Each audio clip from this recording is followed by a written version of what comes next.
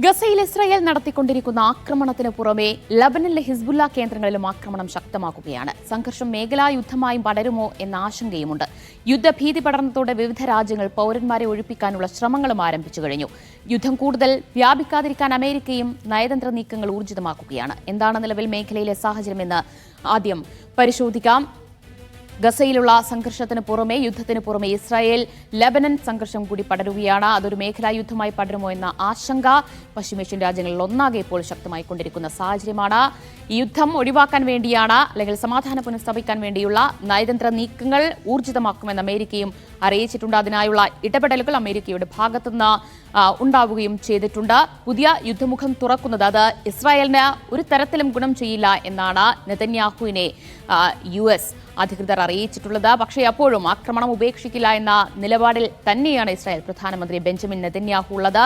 ഹിസ്ബുല്ല കേന്ദ്രങ്ങൾക്ക് നേരെയും ആക്രമണം തുടരുമെന്ന് നെതന്യാഹു വ്യക്തമാക്കുകയാണ്. അതിനിടെയാണ് ഹമാസ സൈന്യം പിൻവാങ്ങാതെ യുദ്ധം അവസാനിപ്പിച്ച് ഗസയിൽ നിന്ന് പൂർണ്ണമായും സൈന്യം പിൻവാങ്ങാതെയുള്ള ഒരു തരത്തിലുള്ള വെടിനിർത്തൽ ചർച്ചയും വേണ്ട, അത് വെറും പ്രഹസനമാണ് എന്ന ഒരു പ്രതികരണം കൂടി ഹമാസിന്റെ ഭാഗത്തുനിന്ന് വരികയാണ്. ഗസയിലും ആക്രമണങ്ങൾ, ഇസ്രായേൽ സൈന്യത്തിന്റെ ആക്രമണങ്ങൾ അതിശക്തമായി തന്നെ തുടർന്നു. കഴിഞ്ഞ ദിവസം അൽ ഷാത്തി ക്യാമ്പിനു നേരെയാണ് ഇസ്രായേൽ സൈന്യം ആക്രമണം നടത്തിയത്. ആ ആക്രമണത്തിലാണ് ഇസ്മായിൽ ഹനിയ, ഹമാസ് നേതാവ് ഇസ്മായിൽ ഹനിയുടെ സഹോദരി ഉൾപ്പെടെ 10 പേർ ആ ആക്രമണത്തിൽ കൊല്ലപ്പെടുകയും ചെയ്തിട്ടുണ്ട്. അൽ ഷാത്തി ക്യാമ്പിന് നേരെ മാത്രമല്ല UN സ്കൂളുകൾക്ക് നേരെയടക്കം ആക്രമണമുണ്ടായിട്ടുണ്ട്. 2 ആക്രമണങ്ങളാണ് സ്കൂളുകൾക്ക് നേരെ ഉണ്ടായിട്ടുള്ളത്. ആ ആക്രമണങ്ങളിൽ 14 പേർ കൊല്ലപ്പെടുകയും ചെയ്തിട്ടുണ്ട്. ഗസയിൽ ഇതിനോടകം തന്നെ പട്ടിണി അതിശക്തമായി തുടരുന്നുണ്ട്. പലർക്കും ഒരു നേരത്തെ ഭക്ഷണം പോലും കിട്ടാത്ത സാഹചര്യമാണ് എന്നാണ് UN ഏജൻസികൾ വ്യക്തമാക്കുന്നത്. പലയിടങ്ങളിലും ആക്രമണം ശക്തമായതുകൊണ്ട് തന്നെ അല്ലെങ്കിൽ ഈ സഹായ വിതരണം നിയന്ത്രിച്ചത് കൊണ്ട് തന്നെ വലിയ ബുദ്ധിമുട്ട് അവിടെയുള്ള ജനങ്ങൾ നേരിട്ടുകൊണ്ടിരിക്കുകയാണ്. 50 ദിവസമായി ഒരു ട്രക്ക് പോലും ഗസയിൽ പ്രവേശിച്ചിട്ടില്ല എന്നതാണ് വസ്തുത. അപ്പോൾ അത് അതിഭീകരമായി തന്നെ അവിടെയുള്ള ജനജീവിതത്തെ ബാധിച്ചിരിക്കുകയാണ്. പലരും ഭക്ഷണം കിട്ടാതെ തെരുവിൽ അലയുന്ന സാഹചര്യമാണ് ഉള്ളത്. അപ്പോൾ സഹായ വിതരണത്തിന് അവിടേക്ക് ട്രക്കുകൾ പ്രവേശിക്കുമ്പോൾ സുരക്ഷ ഉറപ്പാക്കിയില്ല എങ്കിൽ ഗസയിലുള്ള സഹായ വിതരണം നിർത്തേണ്ടി വരും എന്നൊരു നിലപാട് UN-ഉം നടത്തുകയാണ്. ആ ഒരു പ്രതികരണമാണ് UN-ൽ നിന്നുണ്ടായിരിക്കുന്നത്. അപ്പോൾ ഈ രീതിയിൽ അതീവ ഗുരുതരമായ ഒരു സാഹചര്യത്തിലേക്ക് ഗസ നീങ്ങുകയാണ്. ഇതിനിടെയാണ് ലബനൻ കേന്ദ്രങ്ങളിൽ, ഹിസ്ബുല്ല കേന്ദ്രങ്ങളിലും ഇസ്രായേൽ ആക്രമണം നടത്തിക്കൊണ്ടിരിക്കുന്നത്. ഇനി ഈ സംഘർഷം ഏത് രീതിയിൽ വ്യാപിക്കും എന്നതാണ് നമ്മൾ പരിശോധിക്കാൻ പോകുന്നത്. MC നാസർ ചേരുകയാണ്.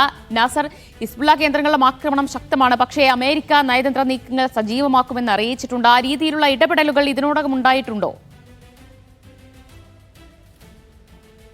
ദിവ്യ, തീർച്ചയായിട്ടും ഇപ്പോൾ തന്നെ വാഷിംഗ്ടണിലാണ് ഇസ്രായേൽ പ്രതിരോധ മന്ത്രി യോവ് ഗാലന്റ് ഉള്ളത്. നിരവധി ഉദ്യോഗസ്ഥരുമായിട്ട് അദ്ദേഹം ചർച്ച തുടരുകയാണ്. യോവ് ഗാലന്റ് ഏറെക്കുറെ ഒരു സംഘർഷം ഒരു നയതന്ത്ര തലത്തിൽ പരിഹരിക്കണം എന്നൊരു അഭിപ്രായമാണ് മുന്നോട്ട് വച്ചിരിക്കുന്നത്. പക്ഷേ നെതന്യാഹുവിൻ്റെ പ്രതികരണം അല്പം മുമ്പ് വന്നിരിക്കുന്നു. നെതന്യാഹു പറയുന്നത് ഇസ്രായേലിൻ്റെ സുരക്ഷയും അതോടൊപ്പം ആത്യന്തികമായിട്ടുള്ളൊരു വിജയവും, അതിൽ കുറഞ്ഞ ഒന്നും സ്വീകാര്യമല്ല എന്നൊരു പ്രതികരണമാണ് നെതന്യാഹു നടത്തിയിരിക്കുന്നത്. അതുകൊണ്ട് തന്നെ നെതന്യാഹുവിനെ ഈ യുദ്ധത്തിൽ നിന്ന് ഏതെങ്കിലും അർത്ഥത്തിൽ പിന്തിരിപ്പിക്കാൻ എത്ര കണ്ട് അമേരിക്കയ്ക്ക് സാധിക്കുമെന്നൊരു ചോദ്യമാണ് ബാക്കി നിൽക്കുന്നത്. അതോടൊപ്പം തന്നെ യൂറോപ്യൻ യൂണിയനും തങ്ങളുടെ നീക്കങ്ങൾ, നയതന്ത്ര ദൗത്യങ്ങൾ തുടരുന്നുണ്ട്. ആ കാരണം ലബനാനിലേക്കൊരു യുദ്ധം വരികയാണെങ്കിൽ ഇറാനും ഇറാൻ അനുകൂല പ്രോക്സികളും സജീവമായിട്ട് രംഗത്തിറങ്ങും. അതൊരു മേഖലാ യുദ്ധമായിട്ട് മാറും എന്നൊരു ആശങ്ക ഒരു ഭാഗത്ത് നിലനിൽക്കുന്നുണ്ട്.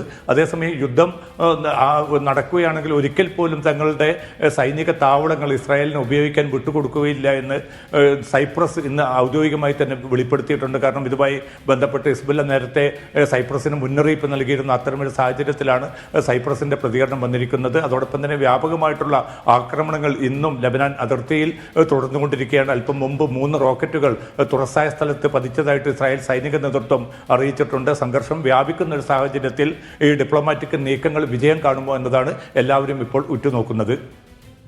അതാണ്, ആക്രമണം ശക്തമാകുമ്പോൾ നയതന്ത്ര നീക്കങ്ങൾ എത്ര കണ്ട് ഫലം കാണും എന്നതാണ് അറിയേണ്ടത്.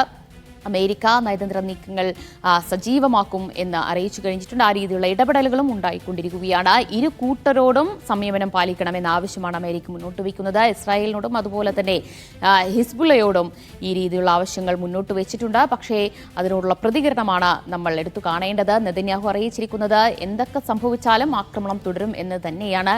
ഗസയിലും അതുപോലെ തന്നെ ഹിസ്ബുള്ള കേന്ദ്രങ്ങളും ലക്ഷ്യമിട്ടുള്ള ആക്രമണം വരും ദിവസങ്ങളിലും ഉണ്ടാകും എന്ന് അറിയിക്കുമ്പോൾ അത് വരും ദിവസങ്ങളിൽ ആ സംഘർഷം കൂടുതൽ വ്യാപിക്കുമെന്നതിന്റെ സൂചന കൂടിയാണ് പുറത്തുവരുന്നത്. MC നാസറാണ് വിവരങ്ങൾ നൽകിയത്.